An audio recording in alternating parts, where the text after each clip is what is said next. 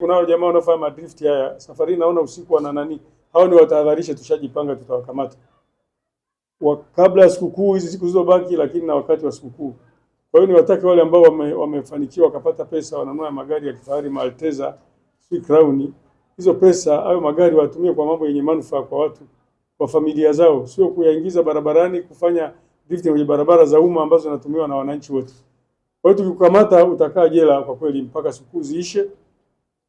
Ikiisha tutapeleka mahakamani, tutasimamia kesi yako na tutaomba mahakama isitoe faini, ufungwe jela ili ukitoka uwe umeimarika, umeelewa kwamba kuna umuhimu wa kuheshimu watu wengine. Baada ya kusema hayo, sasa naomba nieleze kuhusu sikukuu zenyewe jinsi ambavyo tumejipanga. Kwa ujumla wake mkoa wetu wa Mjini Magharibi utakuwa na viwanja vingi karibia 40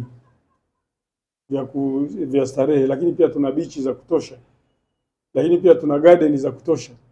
Maeneo yote hayo yatapata ulinzi wa kutosha na ni maeneo ambayo ni rasmi. Tunataka wananchi wafurahie, nchi iko salama, mazingira ni mazuri. Kwa hiyo watu waende kwenye hivyo viwanja wakafanye wakastarehe, wakafurahie sikukuu hizi. Ni sikukuu nzuri za kidini na za kimataifa, nchi dunia nzima inazisherehekea, watu wote kwa ujumla wake. Kwa hiyo ulinzi utakuwepo wa kutosha. Tutakuwa na viwanja vyetu vya Kariakoo, Mnazi Mmoja. Na kwa sababu hivi viwanja vya Kariakoo na Mnazi Mmoja vitakuwa na watu wengi, tumeamua kuna baadhi ya barabara ambazo tutazifunga. Labda nizitaje hizi barabara ambazo kwa kweli tumeona kwamba ili watu waende Kariakoo vizuri, waende Mnazi Mmoja vizuri, katikati ya mji kusijae magari, watu waweze kutembea vizuri. Tutafunga barabara ya Ng'ambo polisi pale kuelekea Kariakoo, ile itafungwa sisi kwa kushirikiana na wenzetu wa mawasiliano, lakini na serikali za mitaa kwa maana halmashauri. Lakini pia tutafunga barabara ya BZ kwenda Kariakoo, ile itafungwa kwa kuhakikisha kwamba eneo lile la Kariakoo linakuwa salama.